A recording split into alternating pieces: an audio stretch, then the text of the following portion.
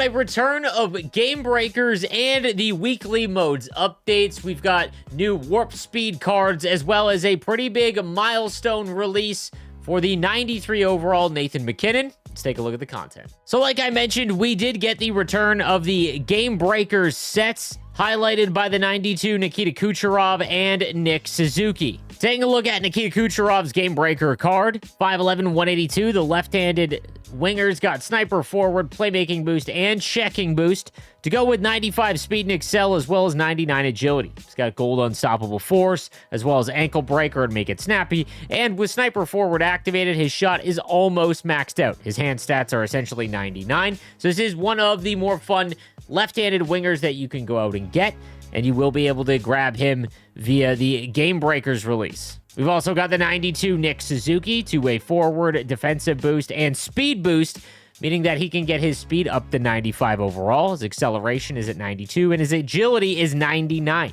With two-way forward activated, his face-offs are also up at 97, and he's got gold close quarters, silver quick draw, and born leader. This is a great card, especially for any Montreal Canadian fan out there, but this is a very good Game Breaker card release. Following them, we've got the 91 Dylan Strome at 6'3", 200, playmaking forward and playmaking boost with gold puck on a string and tape to tape.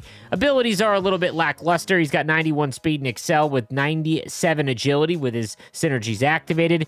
Good shooting, great hand stats, and 90 face-offs, meaning that they can do well as a centerman for you if you need one, especially if you are trying to knock out Game Breaker objectives. And he's got good size at 6'3", 200. Moving on, we've got the 91 Nick Ehlers at 6'1", 172. The left-handed winger's got acceleration boost and playmaking forward, as well as gold wheels and silver ankle breaker. 93 speed, 95 excel, and 99 agility makes him a very good skater. Mid-90s shooting, hand stats are in the high 90s. And again, he has gold wheels and ankle breaker. Mackenzie Blackwood gets a 90 overall for the Avalanche with playmaking boost and speed boost, 6'4". I've used Mackenzie Blackwood throughout the year, and he's actually been a really good card at 6'4" and 93 speed. He is definitely on the more usable end if you are looking for a new goaltender. We've got the 90 overall Marco Rossi at 5'9", 182, two-way forward and playmaking boost with a gold tape-to-tape and silver elite edges, 93 speed and excel, 96 agility. He's got 93 face-offs. Again, a little bit more undersized, but still a very good Marco Rossi card. Matvei Michkov at 89 overall at 5'10", 172. He's got playmaking forward and pinpoint shooting boost, gold unstoppable force, and silver make it snappy. 91 speed, 91 excel, 98 agility to go with mid-90 shooting. Almost maxed out hand stats, and my dog is losing his mind. So if you are looking for Matvei Michkov, obviously no card art kind of stinks, but I know there are a lot of Flyers fans out there that are looking for an upgrade. We've got the 89 Drake Batherson at 6'3", 203, two-way forward, power shooting boost, gold schneip, and no contest. 90 skating across the board, as well as 83 face-offs, so he is a pure right-handed winger. 6'3", 203 is good size, though, but more of a just game breaker objective card. William Eklund's 88 overall with playmaking forward and deking boost, as well as gold puck on a string. One of my favorite Sharks to watch in real life. 91 speed and excel, 96 agility, so he is a decent skater. Mid-90s hand stats, but that's pretty much it. Unfortunately, he just isn't statted very well, so this is definitely an objective card. Mason Lohrei from the Boston Bruins with two-way defenseman and pinpoint shooting boost. The left-handed defenseman's got gold shutdown, 89 speed and excel, 91 agility. Decent defensive stats, and it is 6'5", 211, but still an objective card. Then we've got the 87 overall release. Matt Grzelcyk, two-way defenseman and playmaking boost with gold send it, which in my opinion is pretty useless. The left-handed defenseman's got 90 speed and excel and 97 agility, so for anyone that is able to get an 87 for very cheap, if you are able to, this is probably a usable card for anyone that's got a brand new team. And then lastly, we've got the 87 Nick Schmaltz, playmaking forward and playmaking boost with gold third eye. This is a pure objective card. Now, to make the Game Breaker cards, we have 1 week to do so. The Game Breaker sets are back in the game, and you've got the traditional 3 different sets you've got for the Game Breaker cards. You can do 6 collectibles for an 87 and above Hut Game Breaker player item. This is tradable. Now, in the past, this has been the go-to set because no matter what you pulled, at least you could get some coins for it. The middle one is an 89 overall Game Breaker item. This will be untradeable. And then finally, you've got the 91 overall Game Breaker player item. This is account bound. If you want the 92 Kucherov or Suzuki, this is not included in this. Those would only be included in the tradable 87 and above set, but obviously massive risk there. In all honesty, while the Warp Speed event is on, the 89 Game Breaker set would definitely be what I would recommend so that you can get a free card to use towards a Master Set player item that is far more useful. Now, to earn those collectibles, you need Game Breaker collectibles, and you can earn those via the Game Breaker objective lists.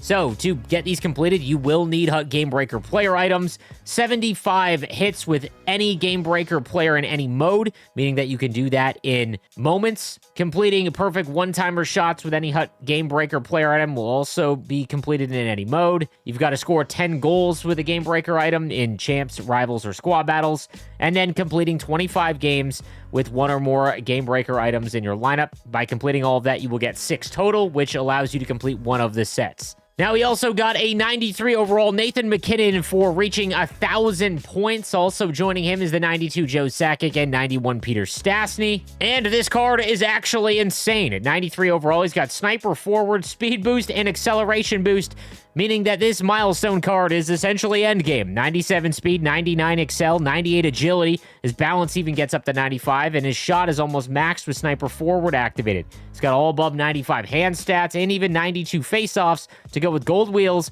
edges, and unstoppable force. This is a fantastic Nathan Mackinnon card. Now, Nathan McKinnon's Team of the Year item, he's got 95 speed, 96 excel, no way to boost that. So it is going to take a few more upgrades for him to reach his high of skating as that Milestone card. Joe Sakic, always one of the better HUT cards. At 92 overall, 5'11", 195, the left-handed center's got Sniper Forward, Playmaking Boost, Deking Boost, as well as Goldborn Leader, Tape to Tape, and Make It Snappy.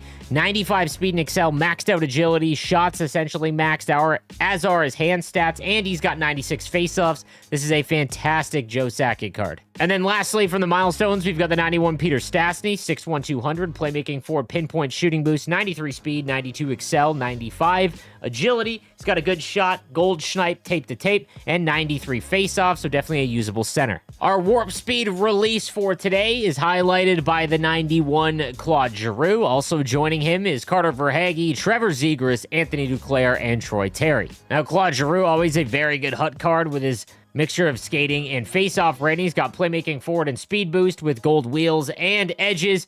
He's got 96 speed, 93 excel, and 99 agility to go with 95 face-off, so definitely a usable centerman for you if you are looking for Claude Giroux. Now, Carter Verhaeghe actually has pretty rough skating usually, but at 6'2", 180, he's got power forward, speed boost, as well as gold wheels and edges, 94 speed, 93 excel, mid-shooting and hand stats, however, but still a half-decent Carter Verhaeghe card due to the speed boost upgrade. Trevor Zegras gets one with Playmaking Forward and speed boost, gold wheels and edges, 94 speed, 92 excel, and 97 agility and 90 face-offs. Great hand stats, so Zegras with a pretty impactful card. Anthony Duclair, who's always been one of the best HUT cards, 97 speed, 92 excel, 94 agility, 93 shooting across the board with gold wheels. And lastly, the 87 Troy Terry with Sniper Forward, Speed Boost, gold wheels, 93 speed, 91 excel, and 92 agility, is a pure right-handed winger. And then lastly, for our weekly modes update, which has returned,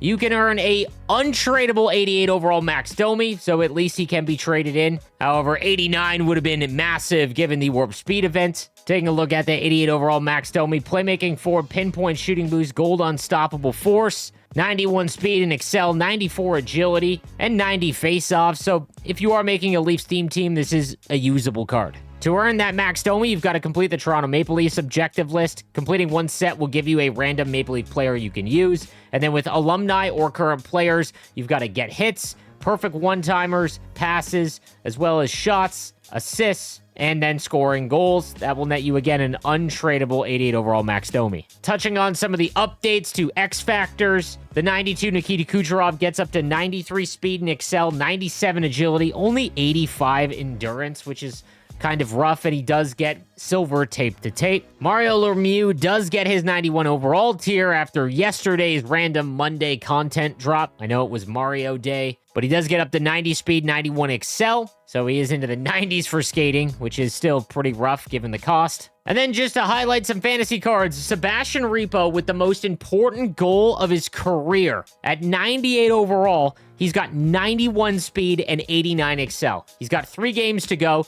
If he does not score, this has got to be one of the most frustrating fantasy cards in the history of the event. We've also got some upgrades. Fabian Zetterlund now rocking the Ottawa Senators.